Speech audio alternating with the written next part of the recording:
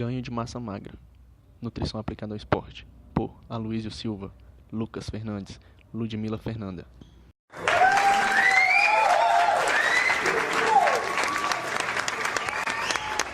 O ganho de massa muscular depende diretamente de fatores genéticos, ativação do sistema nervoso, fatores ambientais, influências endócrinas, estado nutricional, atividade física e exercício.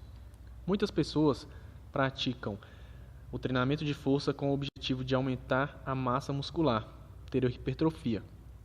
A hipertrofia é o aumento na secção transversal do músculo, ocasionado pelo aumento das fibras musculares, elevação do número de filamentos de actina e miosina e adição de sarcômeros.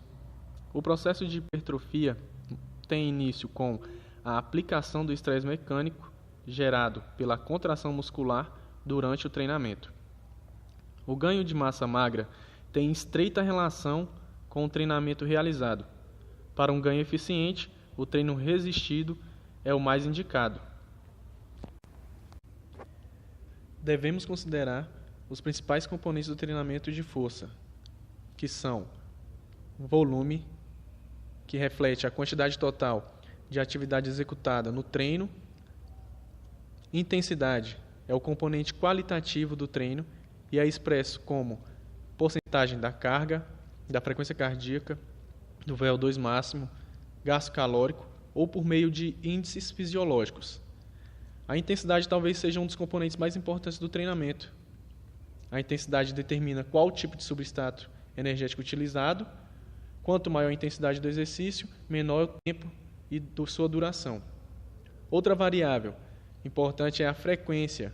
Quanto mais alto o nível de condicionamento físico do atleta, mais frequentes devem ser seus estímulos. Outro aspecto importante a ser considerado pelo treinamento de força são seus princípios biológicos.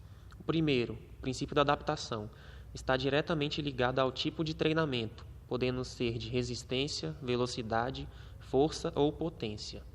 Outro princípio importante seria o da sobrecarga, que é caracterizado por estímulos crescentes, aumentando a capacidade funcional e evitando a estabilização ou perda dos ajustes ou adaptações.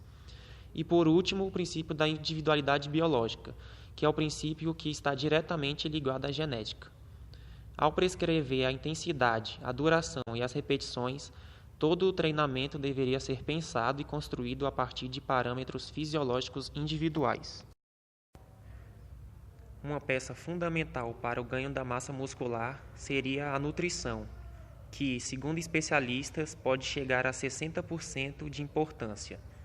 Muitas pessoas que, com o objetivo de aumentar a massa magra, passam a comer quantidades excessivas de calorias, acabam por desenvolver tecido adiposo subcutâneo. O primeiro fator que influencia diretamente o desempenho de um praticante de exercício de força com grande volume de treinamento é o balanço energético positivo, que pode ser definido como o equilíbrio ou desequilíbrio entre a ingestão e o gasto calórico de uma pessoa. Uma ingestão calórica deficiente pode diminuir o poder anabólico do treinamento de força e transformá-lo em um problema.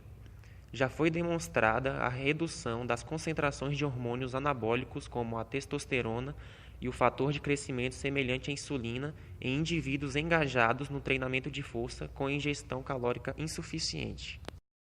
Já as recomendações diárias de proteína para atletas ou indivíduos fisicamente ativos em treinamento de força que visam a hipertrofia muscular são de 1,4 a 1,8 gramas de proteína por quilo corporal em indivíduos treinados, 1,78 gramas por quilo corporal de proteína para iniciantes e 1,2 gramas por quilo corporal de proteína para a manutenção do peso. Em relação às recomendações diárias de carboidrato para atividades com duração inferior a 1 hora, como a musculação, recomenda-se de 5 a 7 gramas de carboidrato por quilo corporal. Já atividades de intensidade moderada, com duração de 1 a 3 horas, sugere-se a ingestão de 7 a 10 gramas de carboidrato.